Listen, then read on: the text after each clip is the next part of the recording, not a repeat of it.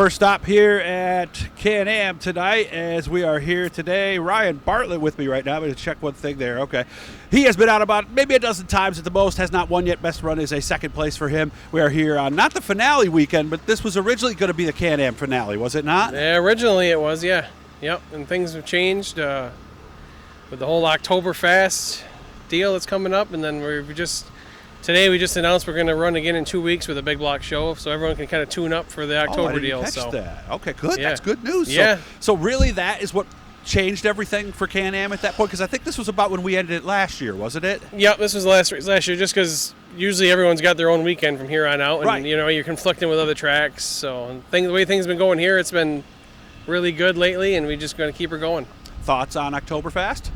I think it's going to be great for everyone involved. It gives everyone something to look forward to, and it's the dirt car organization, they get to at least have some sort of function for Dirt Week, where they've been dormant all summer pretty much with a very few races, so at least they get to end with a bang.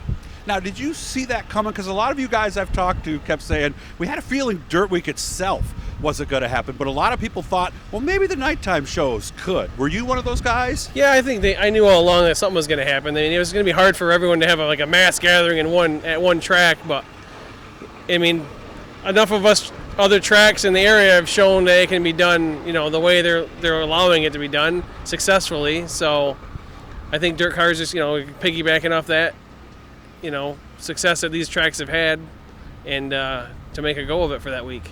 It is quite a risk, isn't it? Because if people don't buy the online, I don't think they could make the purse necessarily out of the pits each night, could they? I don't know how they're going to do it, but they're kind of sticking their neck out a little bit on the deal, and it's going to be risky for everyone involved. How many of those do you think you might do?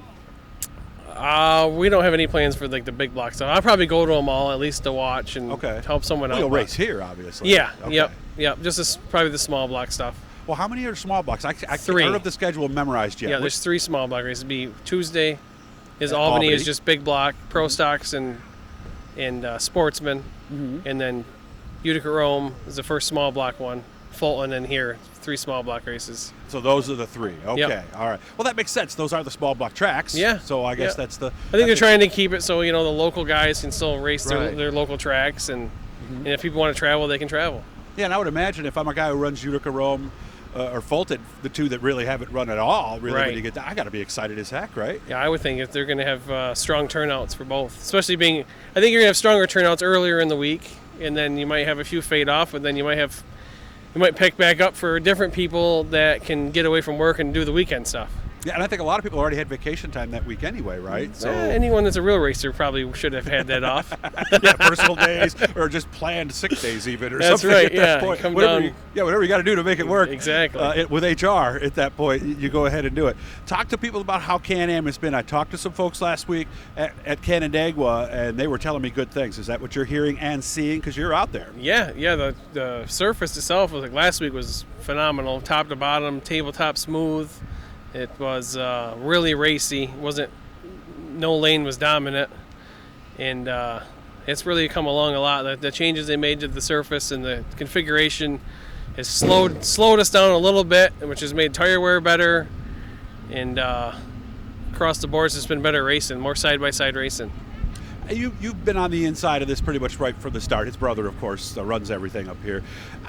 Was there some learning curve as to how to groom that track differently that happened at the beginning of the year? A little bit. I mean, just trying to shorten it up a little bit and not take away from the traditional Can Am speed, and just make it a little more economical on motor. And Jeremy Corcoran did the majority of the work and did a great job. And everything went great. And it needed to happen because I talked to a lot of you guys last year, and on those days when it was tacky, you were on the chip pretty much all the way down the straight, it was right? It just kept getting wider and wider off of turn 2 and out into the field more, so I had to rein it back in a little there. Like it? Yeah, it's more fun. You're not just wide open out there. Like you got to lift and finesse the car around a little more, and then the new lighting has been a huge improvement, and you can see everything great. How has it changed the racing, or has it? I think it's changed. I think it's made a lot more closer competitive racing overall. Not so where? strung out. Be specific if you can. Like just enjoy, like it's making more side-by-side racing in the corners and they're drag racing down the straightaways. It's like Okay. it's not quite as strung out. Like it used to race more like how Rolling Wheels would race, Right. how it was strung out and get single file and be really hard to pass. Now the way it is, there's lots of options to pass. And correct me if I'm wrong on this, but when things get strung out and a track has a reputation for, after that first lap, everybody's kind of where they are, Yep. doesn't that kind of lead to cautions and people being aggressive on restarts and stuff like that? Oh, for sure. If you got like a track that's bottom dominant and and you're not quite up to speed as the guy behind you, you got a good breeding ground for more yellows for sure. Especially if you're starting on the outside, it's bottom dominant, Yeah, right? yeah, So, yeah. We've had that before here in years past where the bottom is the only way to go and it's all marbly and you get a restart and everyone's just fighting to get to that bottom and yeah. cautions breed cautions usually. Yeah, and then once you go green, there's the last 17 laps, and there you go, and everybody Yep. finishes where they are. So, well, I'm glad things are going well. How's business? You guys are good? Good, very busy. Yeah, the restaurant's been really good. Where's the restaurant? Right downtown Watertown in the Paddock Arcade. What's it called? Johnny D's. Johnny D's. I'll have to go down there sometime and check it out. Guys, remember, like and subscribe. Lets us know that you're paying attention. The subscription does not cost any money. You'll look down in that right-hand corner down in there. You'll see a blue E. Hit that. It'll let you know every time we do something cool.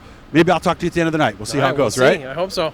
Ryan Bartlett, ready to go. And that show is when? On the We're going to 25th? 2 weeks from tomorrow, the 26th on a Saturday. We're going to run on a Saturday. Saturday. Yep. All right. Well, I'll It's see going you to be then. big blocks with small block bonuses and all the other classes. Oh, everything else is going to be here too. Yeah, we're going to try to maybe start around 6 o'clock or something and be a good tune-up for everyone.